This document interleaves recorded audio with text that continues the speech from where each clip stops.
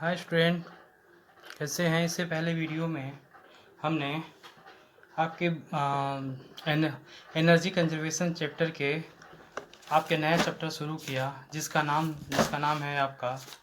इसमें हमने देखा, इसके अंतर्गत हमें energy efficiency in thermal utility के बारे में डिस्कस किया था, जिसके अंतर्गत हमने बॉयलर के बारे में डिस्कस किया, बॉयलर क्या होता है। इसके अलावा मेन कंपोनेंट ऑफ बॉयलर के बारे में डिस्कस किया, उसके मेन जो आपके अवयव हैं उसके बारे में डिस्कस किया। इसके अलावा आपके लास्ट जो वीडियो था उसमें हमने क्लासिफिकेशन ऑफ बॉयलर के बारे में डिस्कस किया, वर्गीकरण ऑफ बॉयलर के बारे में डिस्कस किया कि किस आधार पे हम बॉयलर को विभिन्न भागों में बांटा गया है। ठीक है, तो ये रहा, हमने ये सब चीज़ें पिछले वीडियो में डिस्कस किया था। आज के नए वीडियो में हम डिस्कस करने वाले हैं आपके बारे में। जब भी हमने पिछला वीडियो डिस्कस किया तो वहाँ पे शब्द आया था माउंटिंग तथा एसेसरीज। माउंटिंग तथा एसेसरीज, बॉयलर की माउंटिंग तथा एसेसरीज क्या होती हैं, इसके अंतर्गत हमने बहुत चीज़ें डिस्कस किया। मैंने बताया भी था कि वो टॉपिक आपका इम्पोर्टेंट है। अगली वीडियो में जब भी हम बनाएंगे तो उस वीडियो में हम बॉयलर के माउंटिंग तथा एसेसरीज के बारे में ज़्यादातर डिस्कस किया जाएगा, क्योंकि ये महत्वपूर्ण पोर्शन है उस चैप्टर का। तो बॉयलर मतलब आपके माउंटिंग के बारे में देखते हैं क्या होता है। आप देखिए, बॉयलर माउंटिंग का तात्पर्य है कि सेफ्टी डिवाइस होती हैं। यह बॉयलर को अच्छी तरह से चलाने में सहायता प्रदान करती हैं, सेफ्टी डिवाइस होती हैं। पहला इसमें है आपका प्रेशर गेज, दूसरा होता है वो है वाटर लेवल इंडिकेटर, तीसरा आपका सेफ्टी वाल्व है, चौथा आपका कंट्रोल वाल्व है, पांचवा आपका फ्यूजेबल वाल्व प्लग है, आपका छठा प्लग वाल्व ये प्लग आप कॉक है, सातवां आपका मेन होल है। तो इसमें सबसे पहला है आपका है क्या है कि वो है प्रेशर गेज। तो प्रेशर गेज का काम यही है, आप जानते थे कि बॉयलर फील्ड में उपस्थित जो भी दाब होता है, दाब की मात्रा को मेजर करने का कार्य है आपका pressure gauge. Pressure gauge boiler shell में उपस्थित दाब की मात्रा को निरंतर उस पर आपका इंडिकेट करता रहता है। अगर मान लिया कि प्रेशर गेज मतलब उस बॉयलर सेल में प्रेशर की मात्रा बढ़ जाएगा तो भी उसको इंडिकेट करेगा, कम रहेगा तभी बताएगा। ठीक है, उसकी पोजीशन जो होती है वो आपके बॉयलर सेल के टॉप पर होती है, बॉयलर सेल के टॉप पर होती है। ठीक है, तो ये रहा। इसके अलावा बॉयलर जो आपका प्रेशर गेज होता है बॉयलर सेल के टॉप पे होता है। दूसरा आपका है वाटर लेवल इंडिकेटर। तो वाटर लेवल इंडिकेटर ये आपका बॉयलर सेल में उपस्थित जल की मात्रा को बताता रहता है, उसमें जल की मात्रा आपकी कितनी है। ठीक है, तो उसमें जैसे कोई भी बॉयलर सेल में आपका 2/3 पानी होता है, उसमें 2/3 पानी डाला जाता है बॉयलर सेल में, तो उसी की वाटर लेवल इंडिकेटर क्या करता है, बॉयलर सेल में पानी की मात्रा को निरंतर मेजर करता रहता है। ठीक है, इसकी पोजीशन भी आपका जिसका पोजीशन है वो बॉयलर सेल के सिरे पे होता है। इससे पहले वीडियो में जब भी हमने बॉयलर सेल बनाया था तो देखिए, ये बॉयलर मानिए बॉयलर सेल है ये, तो यहाँ पे उसकी पोजीशन होती है बॉयलर सेल के सिरे पे होता है, जबकि प्रेशर गेज की पोजीशन आपकी यहाँ पर होती है। हम भी कई प्रकार के बॉयलर पढ़ेंगे तो वहाँ पे हम उसके बारे में डिस्कस तो करेंगे ही, लेकिन पहले आपको बताना पड़ेगा हमें कि क्या क्या चीज़ें हैं। ठीक है, ये रहा। उसके बाद आपका है नेक्स्ट, आपका जो तीसरा था सेफ्टी वाल्व है। तो सेफ्टी वाल्व आपका देखिए, सेफ्टी वाल्व का वहाँ प्रयोग किया, मतलब इसका जो पोजीशन होती है वो बॉयलर सेल के टॉप पर होता है। अगर क्या होगा कि बॉयलर सेल में अगर प्रेशर की मात्रा स्टीम की अधिकता होगी तो उसका दाब, वो अधिक दाब के साथ सेफ्टी वाल्व के से ही आपका क्या करेंगे, बॉयलर सेल में उपस्थित दाब की अत्यधिक दाब की मात्रा को हम कम करने का कार्य करते हैं, किसी सेफ्टी वाल्व से। इसके अलावा तीसरा आपका है, उसमें चौथा है आपका कंट्रोल वाल्व।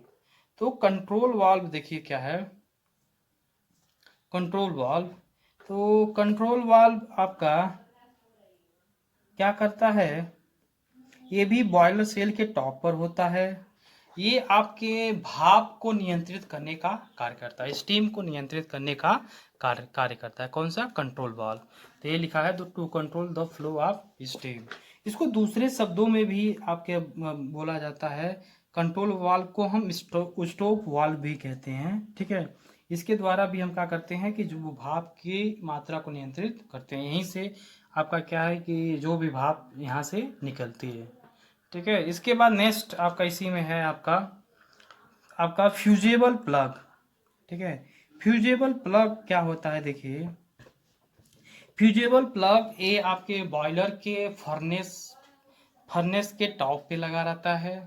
इसका आपका फ्यूजेबल प्लग एक मेल्टिंग प्लग होता है जो अति ताप बढ़ने पर, ताप जब क्या है कि बॉयलर सेल में ताप की मात्रा के बढ़ने पर बॉयलर मेल्टिंग आपका फ्यूजेबल प्लग मेल्ट हो जाता है और वो क्या करता है, आग को नियंत्रित करने का कार्य करता है। ठीक है, कौन सा, फ्यूजेबल प्लग।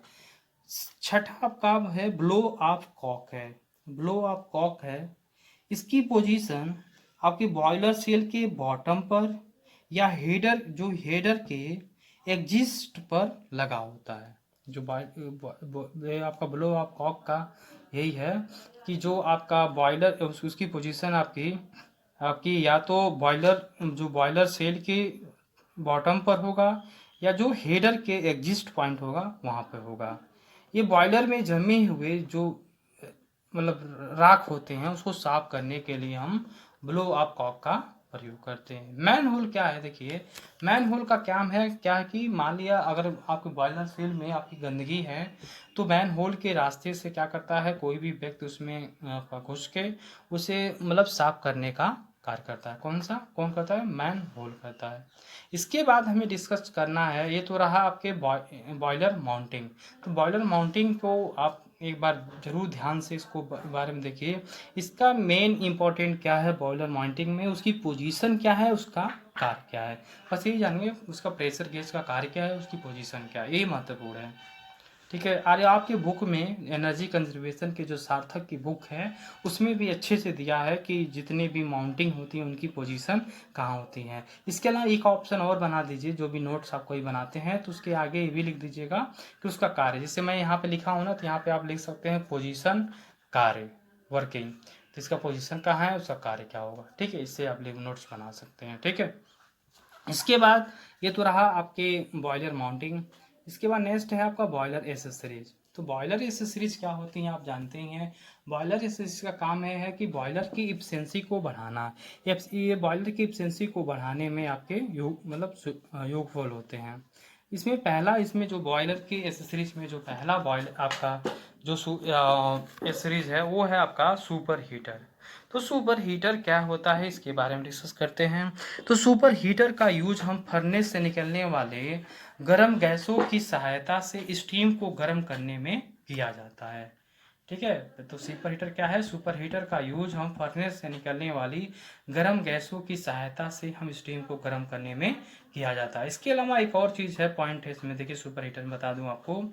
सुपर हीटर एक ऐसा ऐसा हीट एक्सचेंजिंग डिवाइस है जिसकी सहायता से हम बॉयलर सेल से निकली हुई गीली स्टीम को हम आपके सैचुरेटेड या तीव्र या आपका पूरी तरह से ड्राई स्टीम में बदलने का कार्य करते हैं। तो इसके अंतर्गत हम क्या करते हैं, देखिए स्टीम को इन दोनों पाइपों के बीच में गुजारा जाता है तथा हम उसके पाइप जो होते हैं, मतलब आपका पाइप होती है, तो हम पाइप से हॉट गैसेस को गुजारते हैं जिसके इसके संपर्क हॉट गैस क्या करती है, उसको गर्म करके मतलब जो भी स्टीम को ड्राई या सैचुरेटेड करने का कार्य करती है। इसी का बेसिक फिगर है, ये स्टीम है, यहाँ से स्टीम का इनलेट है, ये आपका स्टीम यहाँ से सैचुरेटेड जो स्टीम है इसका आउटलेट यहाँ से निकल जाती है। ये हॉट गैसेस होती हैं, यहाँ से इंटर होती है, इस स्टीम के संपर्क में आके इसको गर्म करती है, इससे बाहर हो जाती है। ठीक है, ये रहा आपका सुपर हीटर। उसके बाद है आपका महत्वपूर्ण है वो है कि टाइप ऑफ सुपर हीटर। जो टाइप ऑफ सुपर हीटर है, तो जो सुपर हीटर है वो कई प्रकार के होते हैं। पहला आपका जो टाइप है वो पहला बेसिस है, वो है on the basis of mode of super heat, मतलब हीट ट्रांसफर के आधार पर उसके सुपर हीटर को दो भाग में बांटा गया है। पहला है कन्वेंशन सुपर हीटर। तो ये कन्वेंशन सुपर हीटर क्या है, इस प्रकार के सुपर हीटर में हीट का ट्रांसफर कन्वेंशन मेथड द्वारा होता है। ठीक है, कन्वेंशन सुपर हीटर में क्या है, इस प्रकार के सुपर हीटर में हीट का ट्रांसफर कन्वेंशन मेथड द्वारा होता है। रेडिएशन सुपर हीटर क्या, देखिए क्या है, जो रेडिएशन सुपर हीटर है वो आपका उसमें इसके अंदर उसमें हीट का जो ट्रांसफर होता है वो रेडिएशन क्रिया द्वारा होता है। ठीक है, तो देखिए जो आपका कन्वेंशन सुपर हीटर है उसमें जो हीट ट्रांसफर होगा कन्वेंशन के थ्रू होगा। कन्वेंशन मतलब होता है एक अणु का दूसरे अणु में हीट का ट्रांसफर होना होता है। रेडिएशन मतलब होता है प्रकाश की विकिरण के द्वारा, उसमें जब प्रकाश किरण उसमें विकृत होंगे तो उस प्रकार होता है। ठीक है, तो उसके अलावा जो है वही रेडिएशन सुपर हीटर के अंतर्गत क्या होगा, जो इसमें हीट का जो ट्रांसफर, रेडिएशन सुपर हीटर में जो हीट का ट्रांसफर होगा वो रेडिएशन क्रिया द्वारा होता है। देखिए इस तरह के जो सुपर हीटर होते हैं वो फर्नेस के दीवारों पर लगाए जाते हैं। तो जो रेडिएशन सुपर हीटर होता है वो हमेशा वो फर्नेस के दीवारों पे लगाए जाते हैं, क्योंकि फर्नेस से निकलने वाली गर्म गैसें उसके संपर्क में उस गर्म गैसें जो होती हैं वो पानी के संपर्क में आके पानी को क्या करती है, जो भी नहीं सॉरी स्टीम को, जो आपकी गीली स्टीम है उसको ड्राई या सूखी मतलब या सैचुरेटेड स्टीम में कन्वर्ट करने का कार्य करती है। ठीक है, ये रहा। इसके बाद आपका है दूसरा, आप देख सकते हैं इसमें जो दूसरा बेसिस है वो है आपका on the basis of flow of direction. ठीक है, जो फ्लो जो आपके प्रवाह दिशा के आधार पर हम सुपर हीटर को पुनः दो भागों में बांटे हैं। पहला आपका है पैरेलल फ्लो सुपर हीटर। इसमें जो स्टीम तथा गैस हॉट मतलब फ्लू गैसेस या हॉट गैसेस होती है, इसकी मीनिंग है अगर स्टीम तथा फ्लू गैसेस की दिशा अगर एक समान होगी तो आपका पैरेलल फ्लो सुपर हीटर के अंतर्गत आती हैं। तो पैरेलल सुपर हीटर का मीनिंग क्या है, इस प्रकार के सुपर हीटर में स्टीम तथा गैसों की दिशा एक समान होती है। दूसरा आपका बी है वो है काउंटर फ्लो सुपर हीटर। तो काउंटर फ्लो सुपर हीटर में क्या है, देखिए काउंटर फ्लो सुपर हीटर में स्टीम तथा जो फ्लू गैसेस की मतलब गैसेस विपरीत दिशा में होती हैं, होती हैं विपरीत दिशा में होती है, इनकी दिशा दोनों एक दूसरे की विपरीत होती हैं। ठीक है, कौन सा होता है आपका काउंटर फ्लो सुपर हीटर में। इसके बाद इसमें नेक्स्ट है जो आपका फिगर तो नहीं है, मतलब फिगर होता मैं आपको बना के दिखा देता on the basis of flow super heater. इसमें बस यही होता, देखिए जो स्टीम जो प्रवाहित होगी तथा जो गैस प्रवाहित होगा फ्लू गैसेस होगी अगर सेम दिशा में होंगी तो आपका कहलाएगा कि पैरेलल फ्लो सुपर हीटर है, तथा अगर उसमें जो स्टीम है तथा गैस है दोनों की दिशा अगर विपरीत होगी तो आपका हो जाएगा काउंटर फ्लो सुपर हीटर होगा। ठीक है, इसके अलावा on the basis of utility, तो उपयोगिता के आधार पर, उपयोगों के आधार पर हम सुपर हीटर को पुनः दो भागों में बांटा गया है। ठीक है, वो पहला है आपका प्राइमरी सुपर हीटर। तो प्राइमरी सुपर हीटर में देखिए इसमें बॉयलर और टरबाइन के बीच में लगे हुए सुपर हीटर को हम प्राइमरी सुपर हीटर कहते हैं। जो बॉयलर होता है तथा जो टरबाइन होता है, टरबाइन के बीच में जो भी सुपर हीटर लगा रहता है वो आपका प्राइमरी सुपर हीटर कहलाता है। तो प्राइमरी सुपर हीटर क्या है, यह इस प्रकार का सुपर हीटर बॉयलर और टरबाइन के पहले बीच में लगा होता है, वो आपका प्राइमरी सुपर हीटर कहलाता है। दूसरा आपका है वो है इंटरमीडिएट सुपर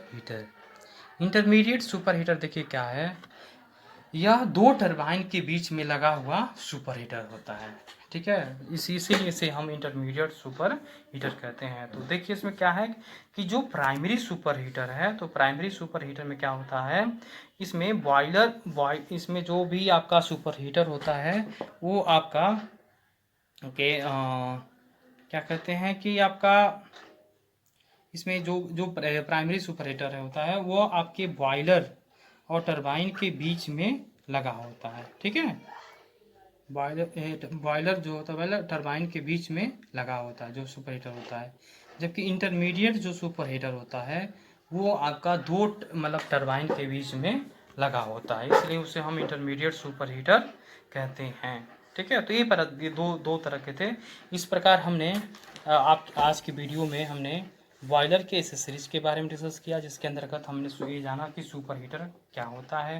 ठीक है, तो ये दो चीज़ें लिखा है। तो देखिए पहला लिखा, उसका कार्य लिखा है कि सुपर हीटर का यूज फर्नेस से निकलने वाली गर्म गैसों की सहायता से स्टीम को गर्म करने में किया जाता है। लेकिन इसके अलावा आपको एक बार और पुनः बता दूं, सुपर हीटिंग का मतलब ये है कि सुपर हीटर एक ऐसा हीट एक्सचेंजर डिवाइस है जिसकी सहायता से हम आपके गीली वाष्प को हम तृप्त वाष्प में परिवर्तित करने का कार्य करते हैं। तो क्या है, सुपर हीटर एक ऐसा हीट एक्सचेंजर डिवाइस है जिसकी सहायता से हम गीली वाष्प को हम तृप्त वाष्प में बदलने का कार्य करते हैं। ठीक है, तो ये रहा आपका सुपर हीटर। ये आपका पहला बॉयलर एसेसरीज आपकी ख़त्म हो गई। दूसरी जो एसेसरीज है वो है आपका इकोनोमाइज़र। ये जितने भी आपके एसेसरीज पढ़ाए जाएंगे, 3 एसेसरीज हैं आपका मेनता। पहला है आपका, वो पहले पढ़ चुके हैं आपको, सुपर हीटर क्या होता है। दूसरा है इकोनोमाइज़र। इकोनोमाइज़र क्या होता है इसके बारे में डिस्कस करना है। इसके अलावा तीसरा आपका एयर प्री हीटर है। तो इकोनोमाइज़र क्या है इसके बारे में डिस्कस करते हैं आज की वीडियो में बस इतना ही देर से करना है हमें। इकोनोमाइज़र बेसिकली होता क्या है, तो आइए देखते हैं इकोनोमाइज़र क्या होता है। तो देखिए, इकोनोमाइज़र एक ऐसा हीट एक्सचेंजर डिवाइस है। आपका इकोनोमाइज़र एक ऐसा हीट एक्सचेंजर डिवाइस है जिसकी सहायता से हम आपके कोल्ड वाटर को हॉट वाटर में कन्वर्ट किया जाता है। ठीक है, ही आपका इकोनोमाइज़र एक ऐसा हीट एक्सचेंजर डिवाइस है जिसकी सहायता से हम कोल्ड वाटर को हम आपके हॉट वाटर में कन्वर्ट करते हैं। ठीक है, इसके अलावा एक और भी इसमें आपके बुक में भी नोट में लिखा है, इकोनोमाइज़र का कार्य फीड वाटर को हम फ्लू गैसेस की मदद से गर्म करते हैं। ठीक है, तो वही बात हुई, हम फ्लूस गैस की सहायता से जो फीड वाटर होता है उसको हम गर्म करने का कार्य करते हैं। इसके अलावा एक और जो आपके बारे में बताया इकोनोमाइज़र के बारे में, तो वही है कि इकोनोमाइज़र एक ऐसा हीट एक्सचेंजर डिवाइस है जिसकी सहायता से हम कोल्ड वाटर को हॉट वाटर में कन्वर्ट करते हैं। ठीक है, ये रहा आपका इकोनोमाइज़र। ठीक है, तो ये बस इकोनोमाइज़र के बारे में आपको बता दिया। देखिए क्या है कि हमने अभी तक बॉयलर की माउंटिंग तथा एसेसरीज के बारे में आपको बता रहा हूँ। तो एसेसरीज के बारे में पहला ख़त्म होगा, दूसरा आपका स्टार्ट हुआ है। तो जो तीसरे एसेसरीज के पढ़ाने के बाद हमने बीच में आपको जो आपके बुक में दिया है वो दिया था कि कई प्रकार के जो बॉयलर होते हैं उनके बारे में आपका डिस्कस किया गया है। तो उन बॉयलरों को ये मत सोचिएगा, हमने बॉयलरों के क्लासिफिकेशन के बारे में जो को मेन जो आपके बॉयलर होते हैं उनको हम छोड़ दिया, ऐसा कुछ नहीं है। उसको हम अगले वीडियो में हम ज़रूर बताएंगे, डिस्कस करेंगे। क्योंकि पहले एक बार हम उसके जो अभी बॉयलर के जो एसेसरीज हैं उनके बारे में डिस्कस करने के बाद हम जो विभिन्न प्रकार के बॉयलर हैं उनको एक एक करके हम ज़रूर पढ़ेंगे। ठीक है, एक चीज़ और है, आज की वीडियो में बस इतना ही। अन्य चीज़ एक और बतानी है हमें आपको कि जो इलेक्ट्रिकल के स्टूडेंट हैं, ठीक है, तो इलेक्ट्रिकल के स्टूडेंट इस टॉपिक को जो भी आपका पढ़ाया जा रहा है, ठीक है, इस टॉपिक को उन्होंने ही पावर प्लांट इंजीनियरिंग में पहले से ही पढ़ चुके हैं। ठीक है, उनको पूरी चीज़ें पढ़ाई गई है काफ़ी धीमे धीमे तरीके से। ठीक है, तो उनको तो काफ़ी ज़्यादा समझ में आती होगी। लेकिन ये है कि अगर वो लोग, मान लिया ऐसा ना हो कि हम ऐसे सोच लें, हमारे अंदर मानसिकता बन जाए कि नहीं हमने इस टॉपिक को पढ़ लिया है तो हमें पढ़ने की ज़रूरत नहीं है, तो ऐसा नहीं है। आप ऐसा करिए कि इस टॉपिक को रिवीजन के तौर पे से पुनः आप इस वीडियो को ज़रूर देखिएगा। ठीक है, इसे ध्यान से पढ़िए तो शायद आपको दोबारा रिवीजन करने की ज़रूरत नहीं पड़ेगी। ठीक है, इसके अलावा एक चीज़ और बताना था कि जो भी अन्य ब्रांच के जो स्टूडेंट हैं, जैसे एनर्जी कंजर्वेशन, उनके भी क्या नाम है ब्रांच में जो पढ़ाया जाता है, जैसे इलेक्ट्रॉनिक्स इंजीनियरिंग हो या सीएस इंजीनियरिंग हो, तो उन बच्चों को शायद मुझे लग रहा है कि वीडियो आपकी प्रोवाइड नहीं हो पा रही है।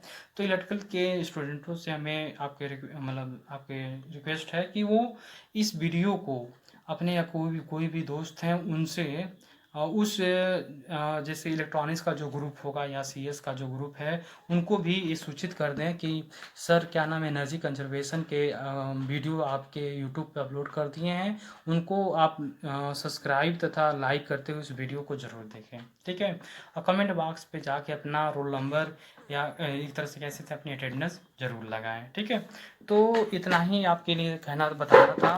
तो इस बात को इलेक्ट्रिकल वाले खास कर ध्यान दें कि वो अपना ज़रूर अपने दोस्तों का सहयोग ज़रूर करें, ठीक है। क्योंकि आप लोग को ये वीडियो पहले ही बनाया जा चुका है, क्योंकि मैंने देखा है अभी तक ये दूसरा चैप्टर हमने एनर्जी कंजर्वेशन में पढ़ा रहे हैं। अभी तक इलेक्ट्रॉनिक्स या इलेक्ट्रिकल CS के कोई सी बच्चे ने अभी अपने कमेंट बॉक्स में कहीं भी अटेंडेंस नहीं डाला है, ठीक है। तो बस आज के लिए बस इतना ही, नेक्स्ट वीडियो में देखेंगे, बस थैंक यू।